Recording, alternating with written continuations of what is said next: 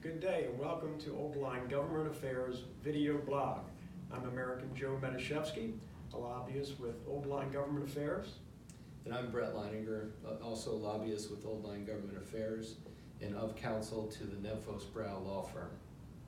We'd like to present some of our thoughts and ideas on the newly convened legislative session, Maryland General Assembly. In the past year, campaigns have been run throughout the state, changing the face of the Maryland legislature significantly. Most importantly is the Republicans had an effort of Drive for Five, and that was to pick up 5 Senate seats in the Maryland Senate to ensure Governor Hogan would have a veto-proof situation when various bills of his came up and the Democratic Party threatened to veto his bills. The Drive for Five came up a little short. Actually, with the Maryland legislature gained 1 Republican senator as a result of that Drive for Five, and I'll let Brett walk you through some of those races. So in District 8, Senator Kathy Klausmeier had a tough race where she succeeded. She's up in Baltimore County. District 32, Senator Pam Beidel up in northern Anne Arundel County in the Glen Burnie area. She won her race. And in District 3 out of Frederick County, Senator Ron Young won his race. The 2 Republicans in that Drive for Five who did win were Chris West in District 42 up in the Towson and Baltimore County area, and Mary Beth Carrozza defeated Senator Jim Mathias in District 38 on the Eastern Shore. One of the surprise races that netted the Republicans just 1 seat because of this loss was Senator Gail Bates in District 9, losing to the newly elected Senator Katie Fry Hester. There were nearly 40 seat changes in the House, with the Republicans gaining 7 seats. The Democrats still hold a commanding majority.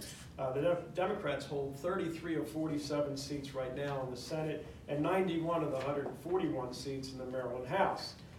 Those changes, while they might sound significant, shouldn't really send shivers up anyone's spine, because the Maryland legislature is still firmly in the hands of the Democrats. In the some of the leadership did change, however, in the Senate committees. Senate Budget and Tax Committee has a new chair and vice chair. Senator King out of Montgomery County is the chair, and Senator Ferguson out of Baltimore City is the new vice chair.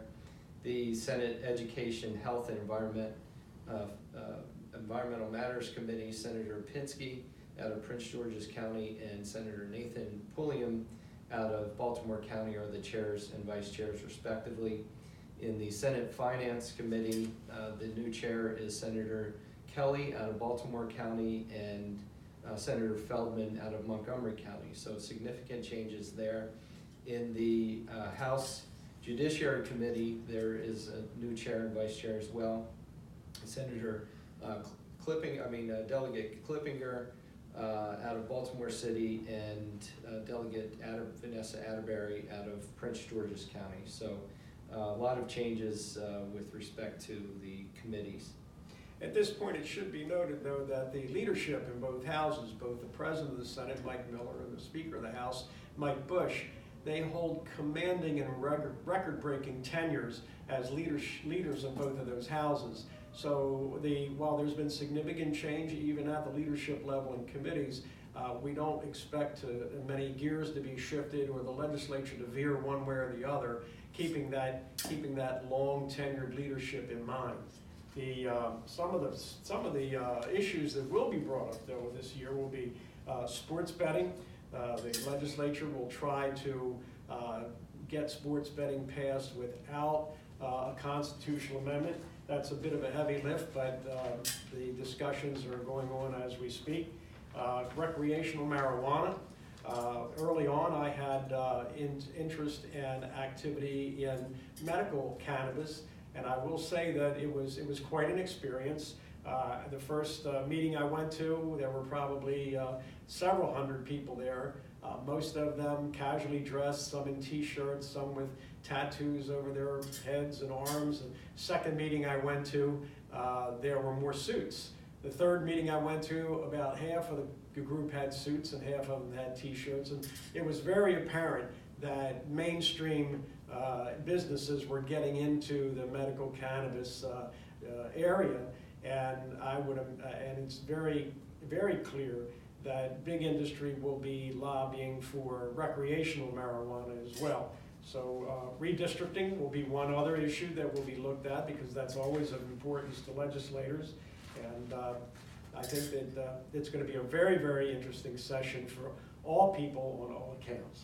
And on the health insurance front, there will be legislation to try to require an individual mandate so that people are required to purchase health insurance, and if they don't, the penalty that would be assessed on them would be put as a down payment towards the purchase of health insurance. Another big issue that will be front and center, which has been for the last 4 years, and it appears for the foreseeable future, is the opioid crisis. Both the legislature and the governor's office have been working very hard on that issue, as it has been a scourge throughout the country. One final issue is prescription drug pricing. There will be legislation to address that issue as well. Thank you for checking in with Old Line Government Affairs, and we welcome you back in the future. Thank you. Thank you.